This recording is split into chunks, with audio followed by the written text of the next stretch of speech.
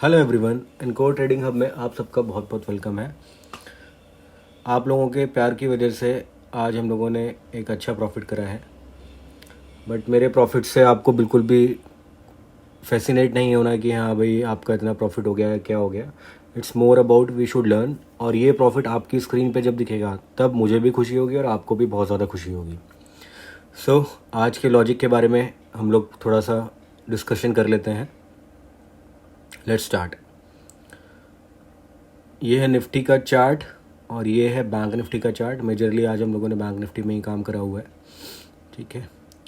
Morning में हमारा view था कि आज हम गैप अप ओपनिंग कर रहे हैं, बट आप ये रियलाइज़ करिए कल रात को अगर आज पॉजिटिव मार्केट खुलना ही था तो कल लास्ट आवर में इतनी तगड़ी सेलिंग क्यों आई थी। इन छोटे छोटे फैक्ट्स को आप थोड़ा सा अपने माइंड में रखेंगे तो आप ये सोच पाएंगे कि ट्रेंड को हमें कैसे डिसाइड करना है। एक तो हम लाइफ टाइम हाई पे काम कर रहे हैं, राइट। दूसरा, कल हम नीचे लास्ट आवर में गिरे थे, उसके बाद आज हम गैप अप ओपन हो रहे हैं। तो आपको नहीं लगता ये कुछ फंसाने वाली चीज़ हो रही है? तो आप इस तरीके से जब टेक्निकल एनालिसिस करेंगे थोड़ा सा, और उसके साथ साथ ये साइकोलॉजी को भी ध्यान रखेंगे कि भाई क्या हो रहा है मार्केट में एक्चुअली, जो चार्ट पे दिख रहा है उसके साथ साथ आपको ये भी देखना है कि बैकग्राउंड में हो क्या रहा है, तब आप समझ पाएंगे कि एक्चुअली होगा क्या। अब देखो आज हुआ क्या है। बेसिकली यहाँ पे मार्केट ओपन हुआ गैप अप और रेड कैंडल बनाता है। रेड कैंडल बनाने के बाद ये मार्केट पूरा का पूरा ऊपर की तरफ रिट्रेस हो जाता है। क्यों?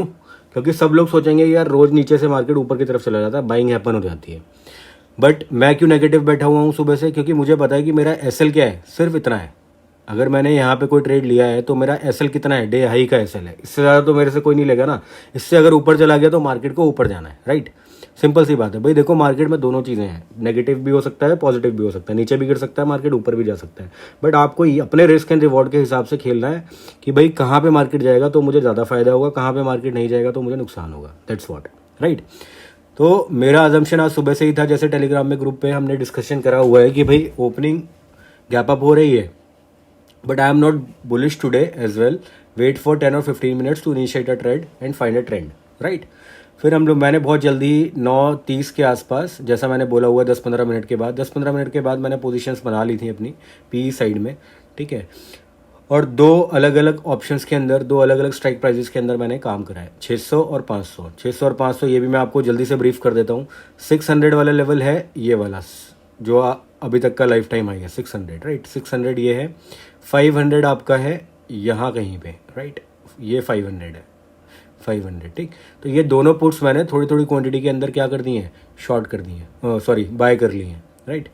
एक का एवरेज प्राइस 296, एक का 314। ज़्यादा प्राइसेस में डिफरेंसेस नहीं है, बट स्ट्राइक प्राइस के अंदर 100 पॉइंट्स का डिफरेंस है, राइट। ये ऐसा क्यों करते हैं ये भी मैं आपको भी बताऊंगा थोड़ी देर में, ठीक। फिर उसके बाद क्या हुआ, मार्केट ऊपर की तरफ मूव करने लगा, जैसा कि मैंने अभी आप लोगों को बताया, डिस्कस करा। ऊपर आया, एक रेजिस्टेंस पॉइंट से वापस से नीचे की तरफ जाने लगा, तो मैंने और क्वांटिटीज़ ऐड करी हैं इसके अंदर। और मैंने ये भी बोला हुआ बहुत क्लियरली कि भाई मेरा एसएल थोड़ा बड़ा है, क्योंकि मेरे को लाइफ टाइम हाई या फिर डे का हाई रखना था एसएल। जब आप छोटे छोटे एसएल लगाते हो ना तो उसके मार्केट को हिट करने के बहुत ईजी चांसेस होते हैं। तो एसएल को आप बड़ा रखो, क्वांटिटी को थोड़ा सा छोटा रखो, जिससे कि आपके रिवर्स में भी अगर मार्केट जाता है तो आपके बहुत ज़्यादा लॉसेज ना हो। जनरली लोग क्या करते हैं, स्टॉप लॉसेज तो बहुत छोटे रख लेते हैं और क्वांटिटी बहुत ज़्यादा रख लेते हैं, तो उनके बहुत मल्टीपल स्टॉप लॉसेज हिट हो जाते हैं। तो एसएल थोड़ा सा क्या करो, बड़ा रखो, क्वांटिटी थोड़ी सी छोटी रखो। अब इसके बाद मेरा ट्रेल्ड एसएल इतने लेवल पे आ गया था 579 के आसपास, और 10 बजे के आसपास, 10 बजे के आसपास, ये 10 बजे का है जब मैंने शेयर करा था स्क्रीन, 10 बजे के आसपास मैंने और क्वांटिटीज़ ऐड कर दी और एक 42,400 पी के अंदर 250 क्वांटिटी और ऐड कर दी। सारी प्रॉफिट्स में ही चल रही थी मेरी। 10 बजे के आसपास की कैंडल देख लेते हैं एक बार। 10 बजे की कैंडल ये है, इसको मैं मार्क भी कर देता हूँ एक बार एरो से। ये 10 बजे की कैंडल ये है, 10 बजे की कैंडल ये है। इधर मैंने क्वांटिटीज़ को और ऐड करा और एक नया स्ट्राइक प्राइस 42,400 का और ऐड कर लिया। ये रहा 42,400, राइट, 42,400 का।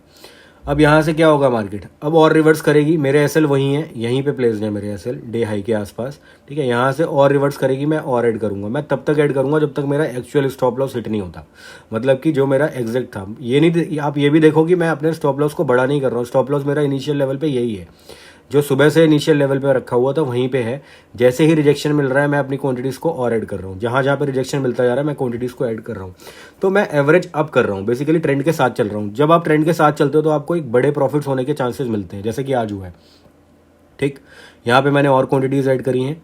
उसके बाद आप देख रहे हो कि हर जगह से आपको क्या मिल रहा है, रिजेक्शन ही मिल रहा है। ये कैंडल क्या बताती है, रिजेक्शन, ऊपर से रिजेक्शन आ रहा है। ये कैंडल क्या बताती है, रिजेक्शन। ये सपोर्ट हम लोग ऑलरेडी मल्टीपल टाइम टेस्ट कर चुके हैं। ये देखो, 1 बार, 2 बार, 3 बार, 4 बार, 5 बार। अब क्या ये सपोर्ट हमेशा ही लॉजिकल रहेगा क्या? हमेशा यहाँ से आके मार्केट रिवर्स करता रहेगा क्या? अगर ऐसे ही होने लगा तो फिर तो हम कभी भी नीचे ही नहीं जाएंगे, हम ऊपर ही भागते रहेंगे, राइट। तो रिट्रेसमेंट इज ऑल्सो ज़रूरी। अगर मान लिया कि हम लोग एक अप ट्रेंड के अंदर काम कर रहे हैं, लेकिन इसके अंदर भी थोड़ा सा तो रिट्रेसमेंट आएगा ना। और ये थोड़ा ही रिट्रेसमेंट है, ये कोई बहुत बड़ा रिट्रेसमेंट नहीं। अगर आप पॉइंट्स में देखोगे तो अगर हम यहाँ से भी देखें फॉल कितना आया है, तो यहाँ से भी सिर्फ हमारे को 200 पॉइंट्स का ही फॉल मिला है, कोई बहुत बड़ा रिट्रेसमेंट नहीं हो गया है, राइट। यहाँ से मार्केट के चांसेस भी हैं कि यहाँ से वापस से ऊपर घूम जाए, ठीक, क्योंकि हम एक अप ट्रेंड के अंदर खड़े हुए हैं। बट हमारे को लॉजिकली ये देखना है कि कहाँ से क्या मूवमेंट आ सकता है। जल्दी से डिस्कशन कर लेते हैं आगे कंप्लीट। इसको वीडियो को थोड़ा छोटा ही रखने की कोशिश करूंगा मैं। फिर ये प्रॉफिट्स मेरा एसएल और ट्रेड हो गया था। एसएल को मैं ट्रेड करता चलता हूँ। अगर मेरे प्रॉफिट में चल रही है पोजीशन तो मैं एसएल को ट्रेड कर रहा हूँ, क्योंकि मैं क्वांटिटी को बढ़ा रहा हूँ। अगर क्वांटिटी बढ़ा रहा हूँ तो एसएल को भी थोड़ा थोड़ा मॉडिफाई करना पड़ेगा, ट्रेड करना पड़ेगा। फिर मेरा फाइनली यहाँ पे मेरा कितने बजे की बात है ये बात है 10:30 बजे के आसपास, 10:35 के आसपास मेरे को इतने प्रॉफिट्स होने लग गए थे। और फिर फाइनली मैंने क्लोज करी हैं सारी पोजीशंस इन प्रॉफिट्स के साथ। मेरी क्वांटिटी भी बढ़ी है और 11 बजे के आसपास मेरा ट्रेड क्या हो गया, एंड। 11 बजे की कैंडल मैं बता देता हूँ। 11 बजे की कैंडल है ये वाली के आसपास, इस कैंडल के आसपास मैंने ट्रेड को एग्जिट कर दिया है, ठीक है। तो अच्छा ट्रेड रहा आज का। और ये एग्जिट क्यों करा गया है अगर आपको ये भी जानना है तो मैं ये भी बता देता हूँ फटाफट। यहाँ पे हमारे को 1 आवर टाइम फ्रेम में जाना पड़ेगा। और ये देखो, यहाँ पे एग्जिट करने का रीज़न ये था कि यहाँ पे एक सपोर्ट लेवल था। अरे दिखाता हूँ मैं आपको।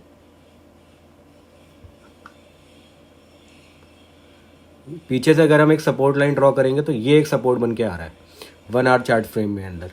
तो इसलिए मैंने यहाँ पे क्या करा, अपने प्रॉफिट्स बुक कर दिए।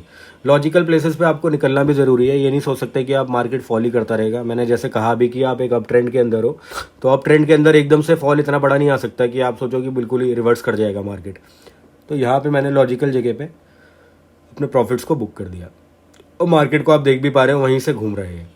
अब ये यहाँ से और भी गिर सकता है रिट्रेसमेंट लेने के बाद, बट वहाँ से घूम रहा है। फटाफट मैं आपको ये भी दिखा देता हूँ अपना पीई के चार्ट्स। पीई के चार्ट्स में एक और बात बताता हूँ आपको कि सुबह सुबह क्या था, मोमेंटम नहीं था। मतलब एक जिगजैग पोजीशन में ही हम घूम रहे थे, लेकिन जैसे ही आपके डायरेक्शन में फेवर में मार्केट नीचे की तरफ गिरने लगा तो देखो मोमेंटम कितना तेज आया है। तीनों पीई के अंदर दिखा रहा हूँ। ये 600 की पीई है, ये 500 की पीई है और ये 400 की पीई है। जल्दी से मैं ये भी बता देता हूँ कि हम 3 पीई के अंदर क्यों काम करें, 3 अलग अलग स्ट्राइक प्राइजेस के अंदर क्यों काम करा। क्योंकि आप देखोगे 600 का प्राइस 42 600 का इन द मनी प्राइस है। इन द मनी का मतलब हो गया, इन द मनी का मतलब हो गया कि 600, इसको ऊपर जाना पड़ेगा तब ये इन द मनी है। फिर 500 भी इन द मनी था और 400 मेरा थोड़ा दूर का स्ट्राइक प्राइस था। तो इसके अंदर मूवमेंट क्या आया, स्लो आएगा। इसके अंदर थोड़ा तेज आएगा 500 के अंदर, और 600 के अंदर और जल्दी मूवमेंटम आएगा, ठीक है। तो इस तरीके से मैंने 3 अलग अलग स्ट्राइक प्राइसेस के अंदर काम कराया, ठीक। कई लोग ऑर्डर बुक के लिए बोलते हैं, तो ऑर्डर बुक में देखो मैं ऐसे ही काम करता हूँ, bye bye bye bye bye bye bye, बहुत देर तक बाय करने के बाद और फिर लास्ट में 11 बजे के अप्रॉक्स मैंने सारी पोजीशंस को कट डाउन कर दिया। एनीवेज, तो यही आज के लॉजिक्स थे बेसिकली। कल किसी ने मेरे को एक वीडियो पे क्वेश्चन पूछा था कि हम एसएल अपना क्या रखें, किस तरीके से हम टारगेट्स रख सकते हैं। तो टारगेट और एसएल मैंने इस वीडियो में थोड़ा सा आपको बताया है। आप उस तरीके से वर्क करना कोशिश करिए। जब 3-4 दिन आप काम करोगे तो आप अपने आप देख पाओगे कि तो कुछ चेंजेस आपके अंदर आ रहे हैं, राइट। चलिए, थैंक यू सो मच।